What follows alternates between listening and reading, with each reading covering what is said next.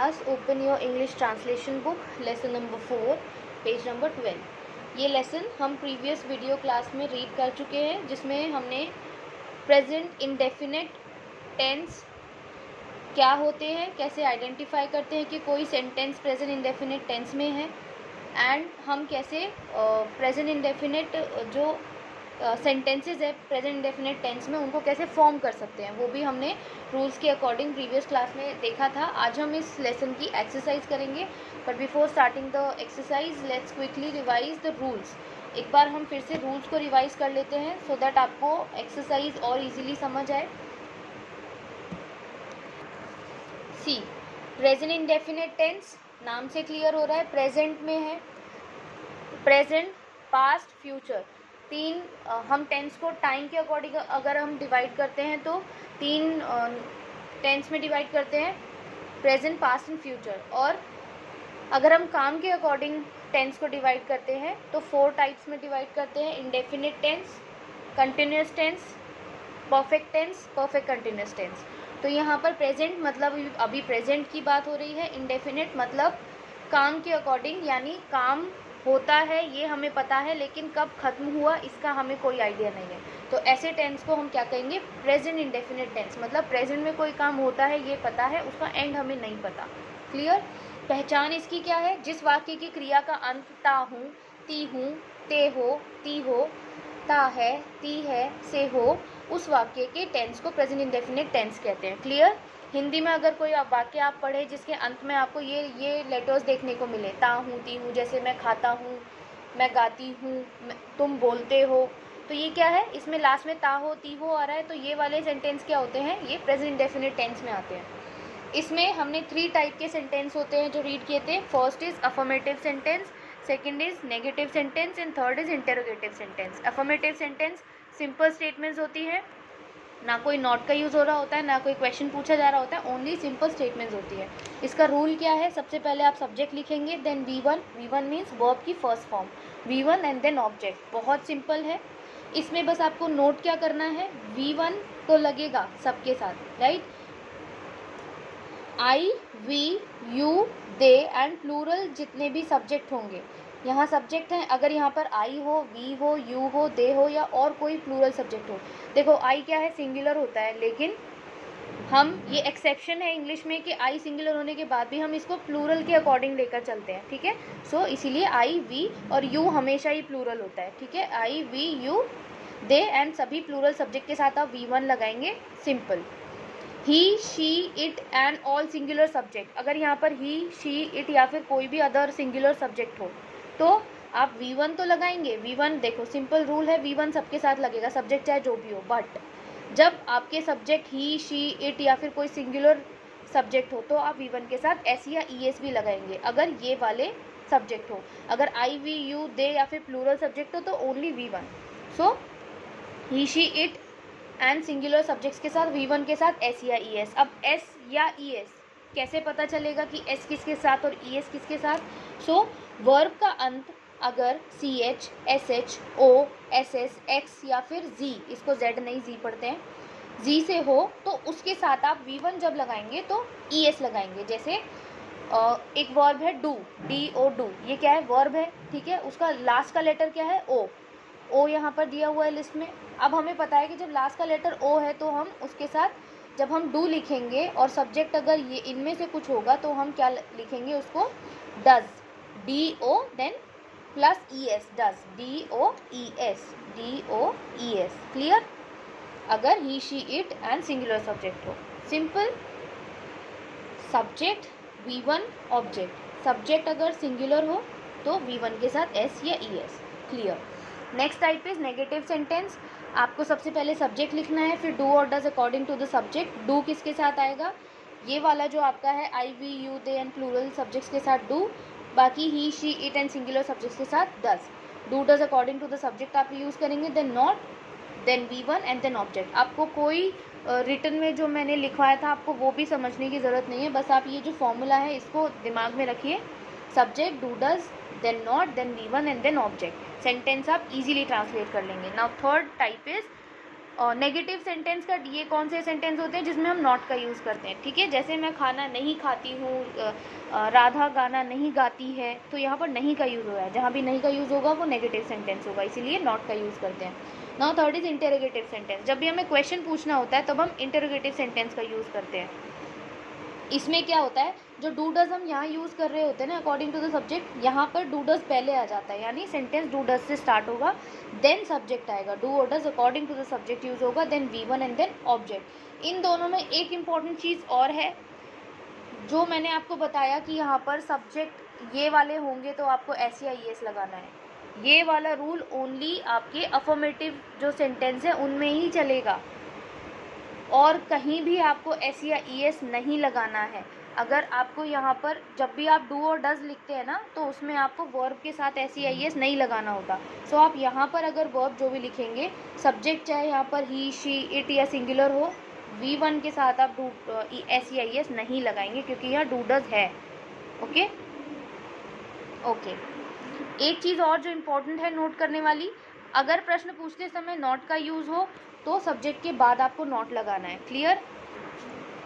Now let's translate the sentences. First sentences, मैं पत्र लिखता हूँ। अब यहाँ पर देखिए ता हूँ, इससे हमें पता चल रहा है कौन सा सेंटेंस है, ये कौन सा टेंस है, प्रेजेंट इंडेफिनिट टेंस। ता हूँ, ती हूँ, ते है, ती हूँ, है ना, प्रेजेंट इंडेफिनिट टेंस।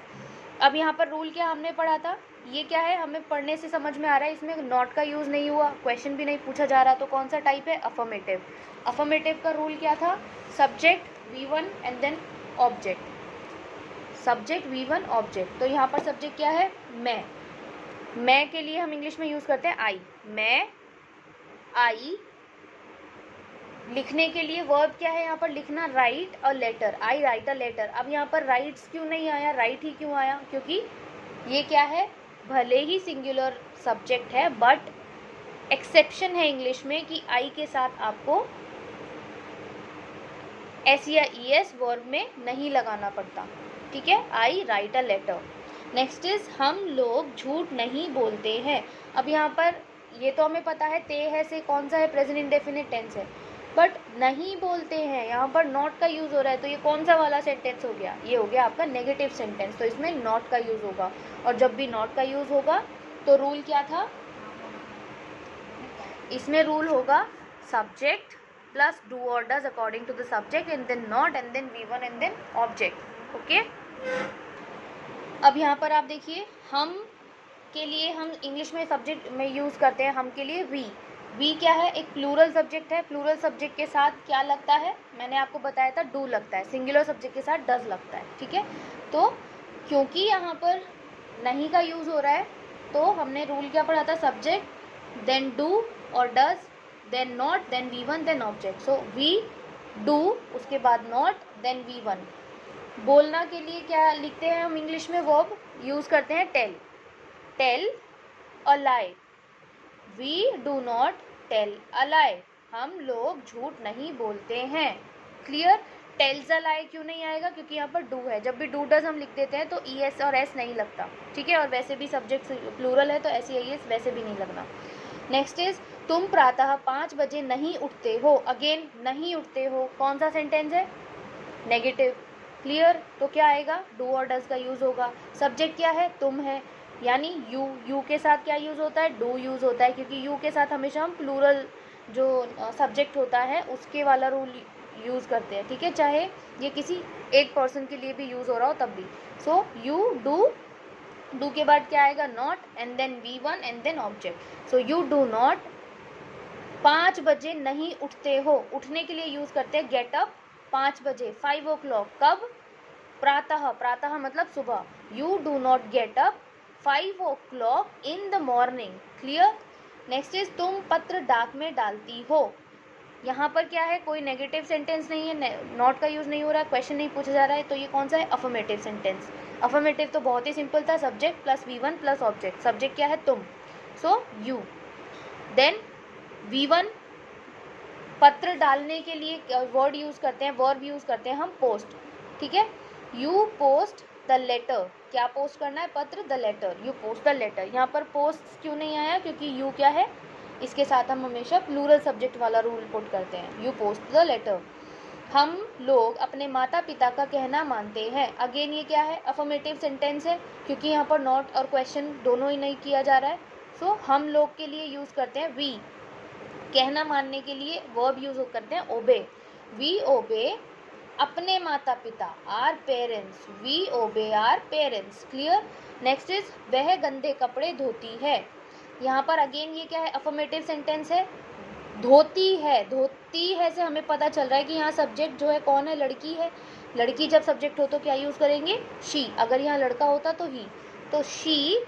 अब देखिए वॉशेस, एस या ई एस आया, वाई, सिंगुलर सब्जेक्ट है, ठीक है ना। Singular subject he, she, it हो या फिर किसी का नाम हो सिंगुलर पर्सन का, तो हम एस या ई एस लगाते हैं वर्ब के साथ। So she washes. अब यहाँ पर एस क्यों नहीं आया, ई एस ही क्यों आया, वाई? मैंने आपको कुछ लेटर्स बताए थे कि जो वर्ब है उसका लास्ट का लेटर क्या हो, एस एच हो, सी एच हो, ओ हो, एस एस हो, एक्स हो या जी हो, तो हम ई एस लगाते हैं, बाकी सबके साथ S.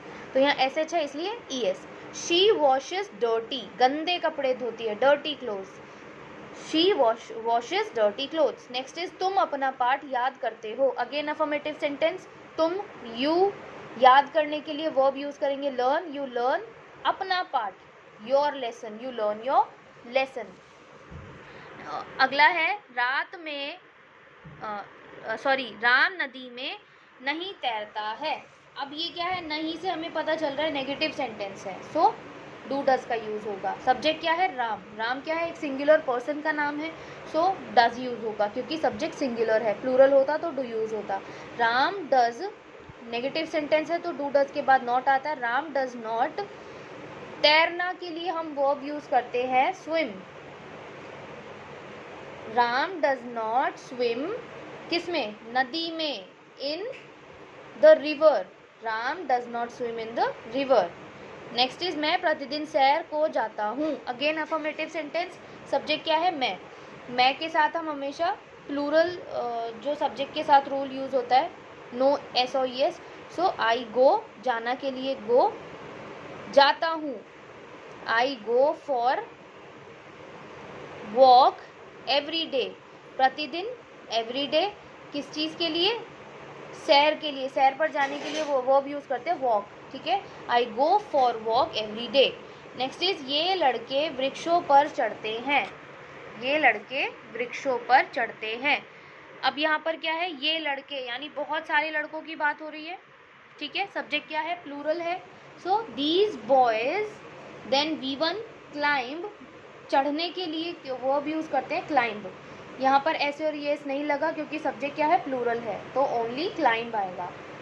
These boys climb up, ऊपर चढ़ने के लिए क्लाइंब अप, कहाँ पर, वृक्षों पर, द ट्रीज, वृक्षों है, ठीक है। तो बहुत सारे ट्रीज के लिए बात की गई है, सो ट्रीज आएगा, ट्री नहीं आएगा। These boys climb up the trees. 11th is मेरी माताजी मंदिर जाती है। Again affirmative sentence. सब्जेक्ट क्या है, मेरी माताजी, माई मदर। माई मदर क्या है, सिंगुलर सब्जेक्ट है, एक लेडी की, एक औरत की बात की जा रही है, मदर की। सो वर्ब क्या है, जाने के लिए वर्ब यूज करते हैं गो, लेकिन सिंगुलर सब्जेक्ट है, सो एस या ई एस लगेगा। अब ई एस क्यों लगा, क्योंकि इसका लास्ट लेटर क्या है, ओ। और मैंने जो आपको लिस्ट बताई थी उसमें क्या था, सी एच, एस एच, ओ, एस एस, एक्स और जी अगर लास्ट में हो तो आप ई एस लगाएंगे। सो ओ है लास्ट में, so E S. My mother goes where, temple, to temple. My mother goes to temple. 12th is ये विद्यार्थी शोर नहीं मचाते हैं। Again negative sentence. नहीं से हमें पता चल रहा है कि कौन से टाइप का सेंटेंस है, नेगेटिव। तो इसमें क्या होगा, डू डज का यूज होगा, देन नॉट का यूज होगा अकॉर्डिंग टू द सब्जेक्ट। ये विद्यार्थी शोर नहीं मचाते हैं। अब बहुत सारे विद्यार्थियों की बात हो रही है, यानी स्टूडेंट्स की बात हो रही है। सब्जेक्ट क्या है, प्लूरल है, प्लूरल सब्जेक्ट है, तो क्या यूज होगा, डू यूज होगा। These students do, then not, the students do not. अब यहाँ पर एस और एस का कोई मतलब नहीं है क्योंकि यहाँ डू डज आ गया है। दी students do not make noise, शोर मचाने के लिए मेक नॉइज वर्ब यूज करते हैं। नाउ 13th इज क्या तुम पत्र लिखते हो।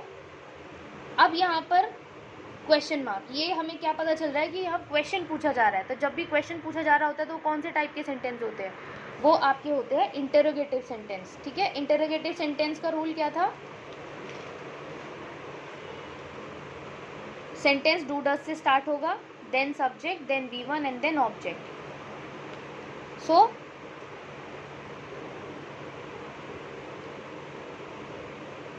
ये क्या तुम पत्र लिखते हो।